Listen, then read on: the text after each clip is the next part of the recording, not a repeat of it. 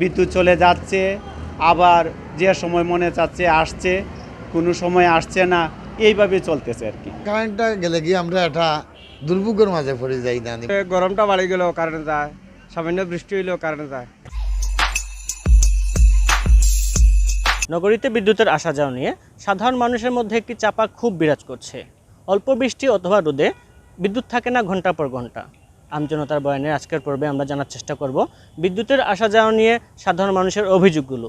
একই সাথে জানার চেষ্টা করব বিদ্যুতের কর্মকর্তাদের বক্তব্য, কি বলছেন তারা এই বিষয়টি নিয়ে। চলুন শুনে আসি। অবশ্যই সমস্যা হচ্ছে, কারণ আমরা অফিসে বা ওই যে দোকানপাটে কাজ টাজ করতে পারতেছি না, স্বাভাবিক কাজকর্ম আসলে বিঘ্নিত হচ্ছে। কারণ বিদ্যুৎ চলে গেলে আসলে আমাদের যে স্বাভাবিক কার্যক্রমটা আসলে স্থবির হয়ে পড়ে। আর আমরা আসলে অফিসে জানাচ্ছি, কিন্তু এই জিনিসটা মনে হয় তাদের গা সওয়াবে ব্যাপার হয়ে দাঁড়াচ্ছে। তারা যেন ওইটা এখন আমলেই নিচ্ছে না, আসলে আমাদের কথা শুনতেই চাচ্ছে না। যার ফলে এখন আমরা আগ্রহ হারিয়ে ফেলছি, মনে করছি যে এইটা মনে হয় আমাদের একটা নিয়তির খেলা হয়ে দাঁড়াচ্ছে। আমরা এভাবে এটা এখন মেনে নিচ্ছি, যার ফলে বিদ্যুৎ চলে যাচ্ছে, আবার যে সময় মনে চাচ্ছে আসছে, কোনো সময় আসছে না, এইভাবে চলতেছে আর কি। দেখতেছি না আসলে বিদ্যুতের এত সরবরাহ থাকা সত্ত্বেও দেখা যায় আমরা বিদ্যুৎ পাচ্ছি না। কিন্তু কর্তৃপক্ষ তো অবশ্যই এটা অবগত হচ্ছে, কিন্তু তারপরেও কিভাবে তারা ব্যবস্থা নিচ্ছে আমরা আসলে এখনও বুঝে উঠতে পারতেছি না। আমরা তো গাছপালা রেগুলার কাটি, তারপরেও সব পুরো গাছ তো কাটা হয় না, ডালপালা রয়ে যায়। তারপরে শহরের রাস্তার ধারে আপনার নারিকেলের গাছপালা রয়েছে, সুপারি গাছ রয়েছে, কোথাও কোথাও বাঁশঝাড় রয়েছে। তো ওই ঝড় বৃষ্টির সময় এই ডালপালাগুলো অনেক সময় লাইনে পড়ে। সে কারণে আমাদের অটোমেটেড লাইন ব্রেকার ট্রিপ করে অটোমেটিক লাইনগুলো বন্ধ হয়, নিরাপত্তার সাথেই হয়। না হলে হয়তো বড় ধরনের দুর্ঘটনা ঘটতে পারে, আগুন ধরতে পারে, যেরকম আমরা মাঝে মাঝে খবর পেয়ে থাকি, তার ছিঁড়ে পড়তে পারে। নাম্বার 1। নাম্বার 2 হলো শহরের অধিকাংশ বিল্ডিংয়ের উপরেই মানুষ কাপড় চোপড় শুকায়। তো ইভেন ব্যানারও রয়েছে, কিন্তু আপনি যখনই রাস্তায় দিয়ে হাঁটবেন দেখবেন যে ব্যানার আছে।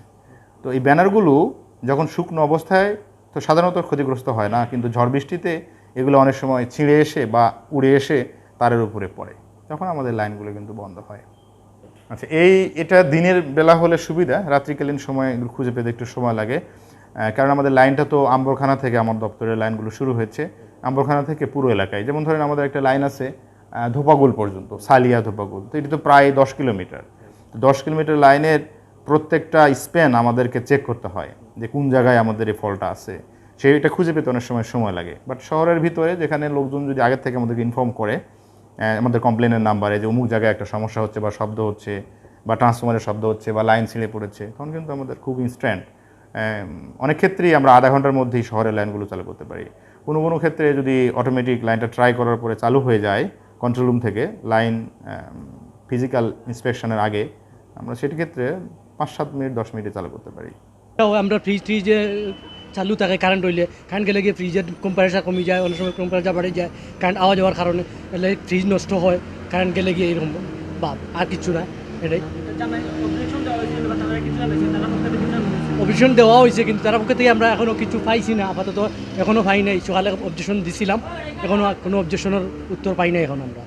এটা হলো কিন্তু আমরা তো অনেক দোকানপাট যে ফ্রিজের ঔষধগুলো আছে, টেম্পারেচার নষ্ট হয়ে যায়, ঔষধ নষ্ট হয়, ইনসুলিন সিরিঞ্জ আছে, ইঞ্জেকশন আছে, এগুলো আমরা টেম্পারেচার নষ্ট হয়ে যায়, ওষুধ নষ্ট হয়ে যায়। কারেন্টটা গেলে কি আমরা একটা দুর্ভোগের মাঝে পড়ে যাই না, মনে হইল লেখা পড়া প্লাস খানি বনি, মানে একটা ইজিবিজির মাঝে আমরা পড়ে যাই আর কি।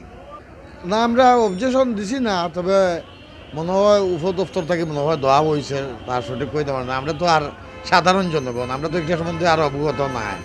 রাত্রেও সন্ধ্যার পরেও ওরকম সমস্যা, এখন তো মৃত্যুপণের দিন কিছু সমস্যা হইব, আমরা বড় কষ্টের মাঝে আছি। কিতা হল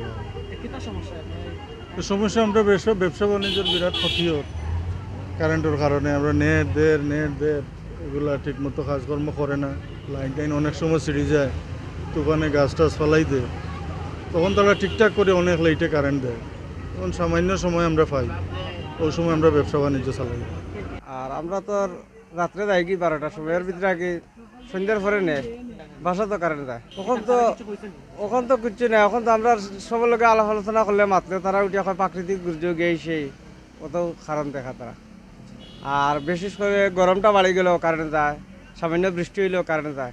আমরা তো একটা লাইট লাগাই, ব্যাকআপ লাইট। কোনো কাস্টমারে অনেক সময় বিকাশও ব্যবসা করতে গেলে নোট জাল দিল না অরিজিনাল দিল, অনেক সময় লেট হয়, ভালো করে চেক করে রাখা লাগে। আমজনতার বয়ানের আজকের পর্ব এখানে শেষ করছি। এতক্ষণ আপনাদের সাথে ছিলাম আমি নাজাত আহমদ পুরকাস্ত, ক্যামেরায় ছিলেন আহমেদ রুবেল। আগামী পর্বে আবার দেখা হবে। ততক্ষণ সবাই ভালো থাকুন, সুস্থ থাকুন, বাংলাভিউর সাথেই থাকুন।